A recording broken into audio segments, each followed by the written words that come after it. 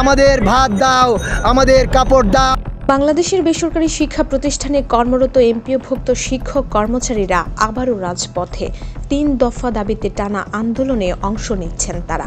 সরকার বাড়ি ভাড়া ভাতা ৫% বাড়ানোর ঘোষণা দিলেও শিক্ষকরা বলছেন এটা যথেষ্ট নয়। শহীদ মিনারে শিক্ষক কর্মচারীদের কালো পতাকা মিছিল, ব্যানার হাতে স্লোগান, গরমে ঘাম ঝরানো শিক্ষক শিক্ষিকারা। আপনারা জানেন বাংলাদেশের সীমান্তবর্তী একটা জেলা নেত্রকোনা জেলার হাজী ফয়েজউদ্দিন আখন্দ উচ্চ বিদ্যালয় নেত্রকোনা সদর উপজেলার একটি ঐতিহ্যবাহী প্রতিষ্ঠান। সেই প্রতিষ্ঠানে আমি সহকারী শিক্ষক হিসেবে বলতে চাই, আপনারা জানেন 12 অক্টোবর থেকে এমপিওভুক্ত শিক্ষক কর্মচারী প্রায় বাংলাদেশে এমপিওভুক্ত 6 লাখ শিক্ষক কর্মচারী 3 দফা দাবিতে কেন্দ্রীয় শহীদ মিনার, শাহবাগ মোড় এবং সচিবালয় বিভিন্ন জায়গায় তারা কর্মসূচি পালন করে যাচ্ছে। আপনারা জানেন হয়তো 3 দফা দাবির মাঝখানে প্রথম দফা হচ্ছে মূল বেতনের 20% বাড়ি ভাড়া এবং কর্মচারীদের 75% উৎসব ভাতা এবং সরকারি প্রাথমিক বিদ্যালয়ের ন্যায় 1500 টাকা মেডিকেল ভাতা সহ এই 3 দফা দাবিতে আমরণ কর্মসূচি চালিয়ে যাচ্ছে। শনিবার দুপুরে কেন্দ্রীয় শহীদ মিনার থেকে শুরু হয় শিক্ষকদের কালো পতাকা মিছিল। এই মিছিলে হাজারো শিক্ষক কর্মচারী অংশ নেন। তারা স্লোগান দেন, রাজপথে কে, শিক্ষক শিক্ষক, সারা বাংলার শিক্ষক এক হও, লড়াই করো। আজকে আমরা থাল নিয়ে এসেছি, প্লেট নিয়ে এসেছি।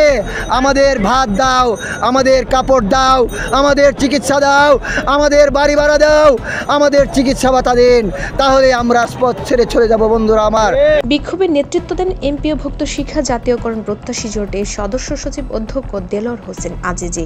তিনি বলেন, আমরা মৃত্যু শপথ নিয়ে শহীদ মিনারে এসেছি। 20% মানে 20%, এর কম কিছু মেনে নেব না। অন্যদিকে সরকারের অর্থ বিভাগ থেকে এসেছে নতুন প্রজ্ঞাপন অনুযায়ী আগামী 1 নভেম্বর থেকে এমপিওভুক্ত শিক্ষক কর্মচারীরা মূল বেতনের 5% হারে সর্বনিম্ন 2000 টাকা বাড়ি ভাড়া ভাতা পাবেন। তবে এই সিদ্ধান্ত বাজেট সীমাবদ্ধতার কারণে আংশিক বলে জানানো হয়েছে।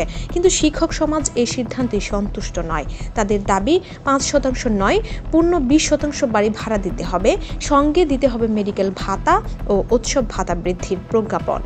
আমরা বারবার আমাদের দাবি দাওয়া সরকারের কাছে আমরা পেশ করছি, বিভিন্ন সময় আন্দোলন করছি, বিভিন্ন সংগ্রাম করছি, প্রেস দিচ্ছি, এভাবে বিভিন্নভাবে আমরা সরকারের সাথে বৈঠক করছি। কিন্তু তারা বারবার আমাদেরকে তারা যেভাবে আমাদের ফেরত দিচ্ছে, তারা সরকারের আর্থিক ক্ষমতার উপরে আমাদের বারবার বলতেছে। আমরা মনে করি যে সরকার যদি এখন আমাদের 10% দেয় আর 10% যদি আগামী বাজেটে আমাদের দেয়, তাহলে মোটামুটি এটা মনে হয় সরকার এটা কভারেজ করতে পারে। আজ রবিবারও শহীদ মিনারে চলছে অবস্থান, অনশন ও কর্মবিরতি কর্মসূচি।